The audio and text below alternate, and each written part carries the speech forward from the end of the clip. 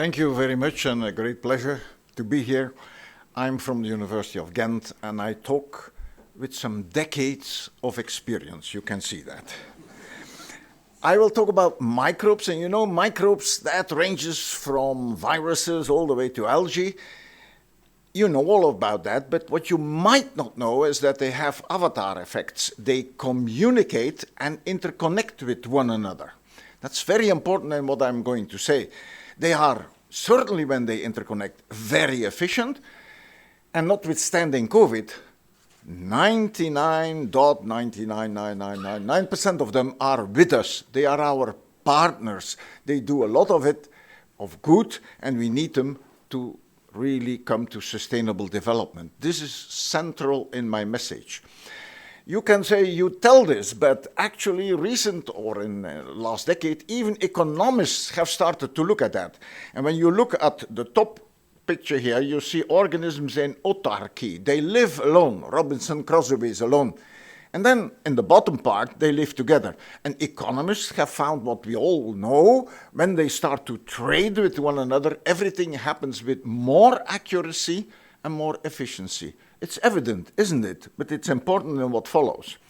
Actually, and it was already said a few times, we have to make a choice. And the choice is what you could call mixed culture microbiology, spontaneous fermentation. In French, they even talk about terroir fermentation, nature's best practice. This gives us the products like beer, Heuse, for instance, wine, kombucha, chucrut, cheese, on all kinds of basic products all over the world. We talk about the microbiome, this community of organisms, just like people who try to do and to get most out of it. Point one. And then you have the other alternative, and also that word has been used. It was conventional industrial fermentation. People have found a new name, precision fermentation. All the rest is dirty, murky, bad. So precision fermentation now has the malus that it needs, that's complex, it needs high capex, and it often has a very low efficiency. These microorganisms are not able, they are single species. And then of course it has the bonus that you have certainty, that you are working in a deterministic way.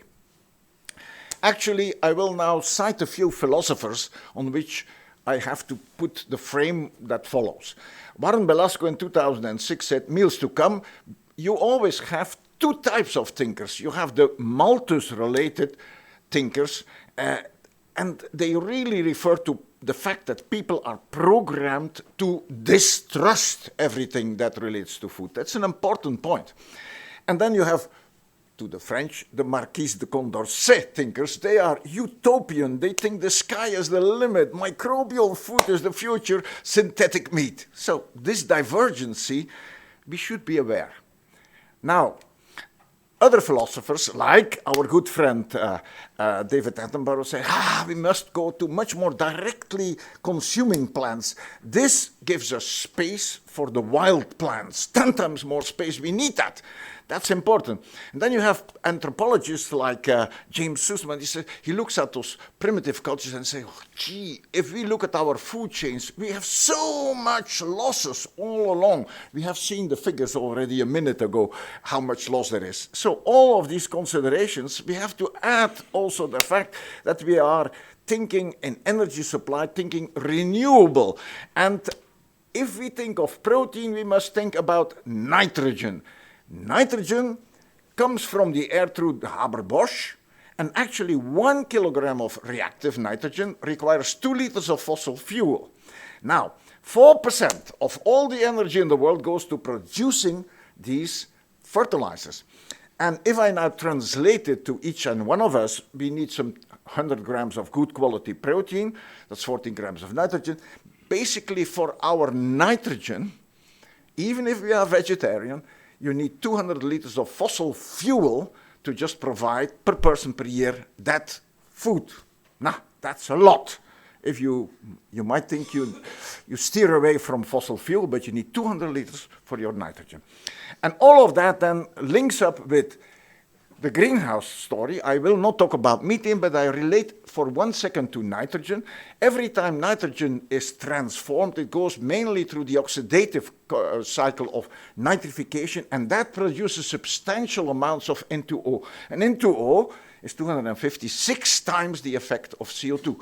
Actually, part of animal meat in global warming goes from 5 to 15%. If I then put this in a picture, you see it here. You see it, the nitrogen factory there on top.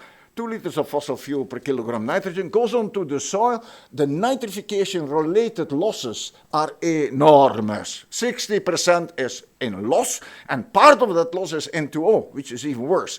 And then 40% comes through. Only 12% really stays on the plate. And what comes in on the plate then comes in the sewage treatment. And again, we have to add 2 liters of fossil fuel to make nitrogen out of that.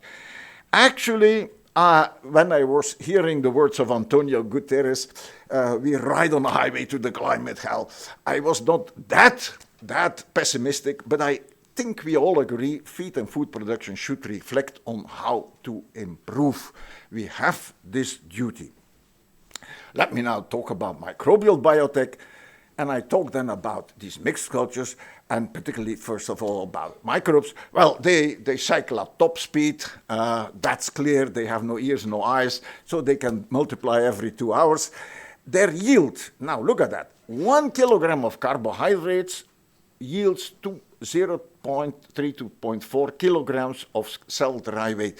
So in a feed conversion factor expressed, they are 10 times better than anything else, because they are so simplistic in their construction. 10 times.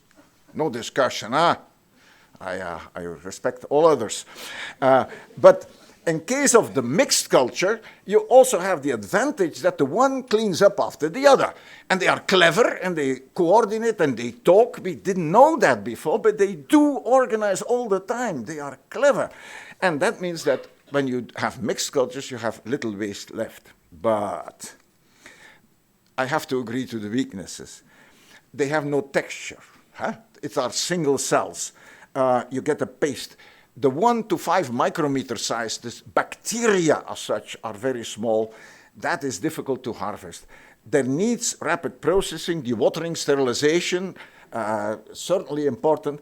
And finally, and most restrictive to everything that follows, is the regulator. The regulator is against mixed microbial biotech. EFSA is horrendously restrictive. It all falls under novel foods, and I will indicate that this is killing. Let me now go in 3 short shifts, looking a little bit at our experiences several decades ago. I will then speak a little bit about the Green Deal and some words on the need for education communication.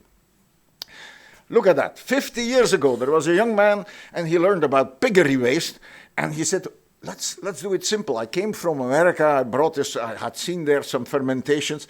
So we took piggery waste, centrifuged it, did some microbial fermentation, acidified it.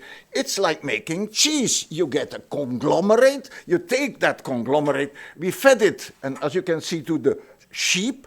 We had 3 generations of sheep, all certified by veterinarians. They tasted beautifully, so we had shit directly into gigot, and it was perfect, and I thought I would get the Nobel Prize. But I had overlooked one thing, communication. I got the bad communication. Tabloids, they made a horror out of it. Finished. Some 10 years later, I worked on photobacteria. Beautiful potential. You have light, and they take organic matter, and they make a kind of Coca-Cola. Excellent, but at that time, no interest. Yet it has been taken up. It was not lost. It's part of Melissa. Melissa is the program of Europe going to Mars. It is a beautiful biotech component, but at this moment, the market economy on Earth is very reluctant to take it on. But for space, it definitely is a component. Some 10 years later, we got confronted with aquaculture. We just heard some considerations. Aquaculture is beautiful, but all the fecal matter, what do we do with it? And We then, in collaboration with Professor Sorkelos and Avni Milech, we developed biofloc technology, and it is ever since a growing application.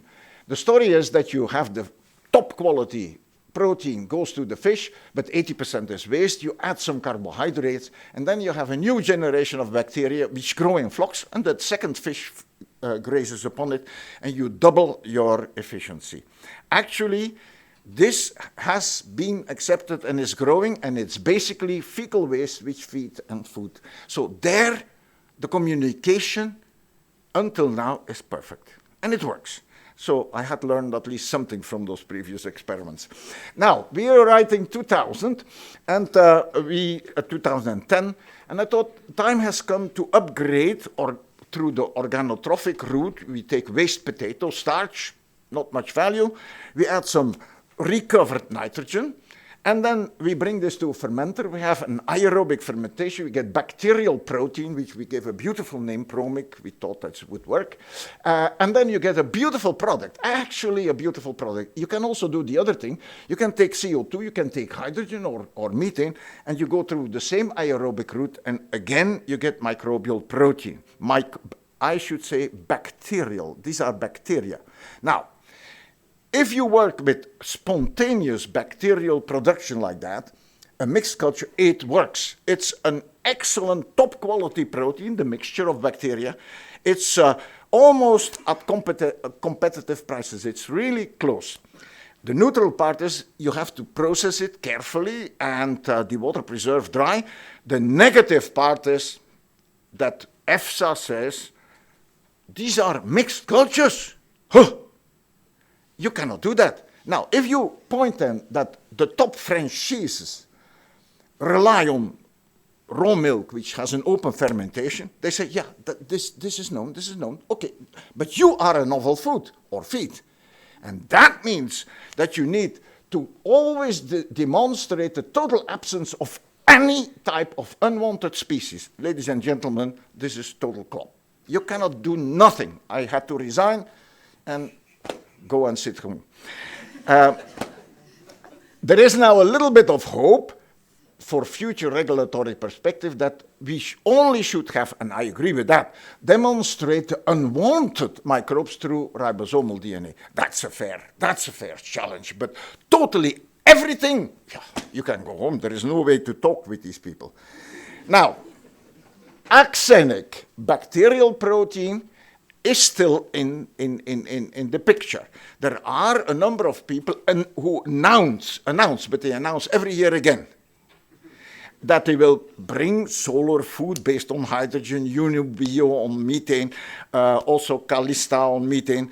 There are things like that. It is possible, but it really faces, again, the regulator. But because they are axenic, they are much more expensive. At this moment, there is happily solein based on hydrogen and CO2 would, they say, have received a possibility, a regulatory approval, at least for some time, in Singapore. So there is something going on that's axenic. The thing that we must say is that axenic microbial classical production of yeast, of corn, which is a miracle that it still is allowed. If it would have to be approved now, they would immediately send these people to jail. And algae, these productions are at this moment possible. So I do believe that they are part of the protein shift. I hope they can continue, and I certainly hope that more inspiration will allow also the mixed cultures. Let me touch base with the Green Deal. I'm saying that the Sustainable Development Goals, if we want to reach them, we have to reach them to the use of these clever things which we call microbiomes. Otherwise, we will never produce water, recycle these materials. We need them. Otherwise, costs will rise very much. We need the intelligence of these systems. We need them also for our immunology, and this comes from the best immunology of my university, Bart Lambrecht. We need to be surrounded by and have and build up immunology through contacts with microbiomes. And indeed, we can, and I can only stress this, EFSA and the regulators should not fear. These microbiomes, and the risks they represent can be managed. There are publications enough for that. In the EU deal, we have to again face the nitrogen. Look at the nitrogen input. You see there these million tons. Look at what comes out as food. It's 16%, 1.16%. All the rest is horrendously wasted. This results that in our country in Flanders and in the Netherlands, we have now a minister who is fully dedicated on nitrogen. We have crisis, governmental crisis on nitrogen.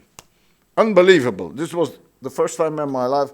So we need clever things. We need to rethink. The policies are there now. So one of the things that is promoted by the EU is the grassland-based biorefinery. This is a system that is shorter and that is more simple and more robust. And in that system, we can also control that dreadful process that in all other systems works, nitrification, the basis of this N2O. Basically, this is the picture then. You have grassland, mowed, goes to the biorefinery. Under the grassland, you have excellent water. You can have fermentation of these products, and you can have no waste because the residues go to biogas. Basically, this is the story. I'm not against the rumen, but I like to inspire you on another way. Look, fibers go now to rumen, and that picture, you might agree or not agree, but you see that there are some problems. There is methane and there is waste. But there are other biotech systems. Other biotech systems where also the microbes are central, mixed, clever microbiomes, and you see what happens in the termite. So my point is, ladies and gentlemen, can we not construct a biorefinery of this type? And the answer is, why shouldn't we? The whole story is we should focus on these other biotech systems, these alternative routes to ferment cellulose to food. And there is even another microbial uppercut. Microorganisms can also fix nitrogen. So then you do not need this massive amount of fossil fuel which becomes nitrogen. You can use the bacteria and allow them to fix their own nitrogen. Is that the whole story? I have to be honest with you. Indeed, legumes fix nitrogen. And in Flanders now, it's a miracle. You have to fix your own nitrogen. Now, you can also use spirulina. I believe that the root is that we also have now developed these free-living bacteria who fix nitrogen on plant cellulose, the component which is in overdrive, and that we use them to really fix nitrogen. And I put here the picture of Mr. Beyering, who invented that. In between brackets, orthodox, what is a crazy word, but the vegetarians who really think that we should also avoid fossil fuel should use nitrogen that is based on nitrogen-fixed proteins. That's just, and it is possible. But I have to be very correct. Be aware, nitrogen fixation from air always comes at a cost. It takes for 1 kilogram of nitrogen, 2 liters of fossil fuel. If you want to substitute this through legumes, it costs you 25 kilograms or 20 kilograms of carbohydrate that you produce less. And if you use fibers, it costs you 50 kilograms of fiber to fix 1 kilogram of nitrogen. But the lower cases are all cases where you use renewable carbon, the sun, to fix nitrogen. And that is the story. But don't tell that biological nitrogen fixation is for free. You suffer in your carbohydrate, which you produce. Only for nothing the sun goes up. I come to my last point, the need for education and communication. Ladies and gentlemen, in recycling, the consumer is very worried. And the only way out is heat. When we had heretics, they burned them. That was the safe way. So people are very worried. They need heat in the processing, or a transformation to gas phase, or a full transformation to something that doesn't look on what it was. Mushrooms are a perfect example. If you tell people it's shit, and it's just 1 centimeter from the shit, and they still eat it raw, that's unbelievable. I have also the good news. That is, if we do shifts on microbial protein, and it has all been calculated, we can really immediately have 6% of the agriculture area, that's the whole area of China, that we can set for plant growth. So there is room. I'm not saying that we have to do that immediately, but I'm saying there is room for that. and there is potential, and it can have a major impact. The problem is the regulator. There is a microbiophobia, and I think we need education. That's all I can bring. Education to the consumer, but also to the regulator, and particularly to the people of EFSA here in Europe. Teach, communicate, interact with them, and try to convince them that they are on the wrong path. I come to my conclusions. We need microbial biotech. Mixed microbial, but also pure. We must dare to speak out, take leaderships in issues in relation to the N2O issue. Don't cover it. We have done this in Flanders and the Netherlands far too long. Fossil fuel, respectively, bio-based nitrogen fertilizers. Yes, we can, but they also come at a cost.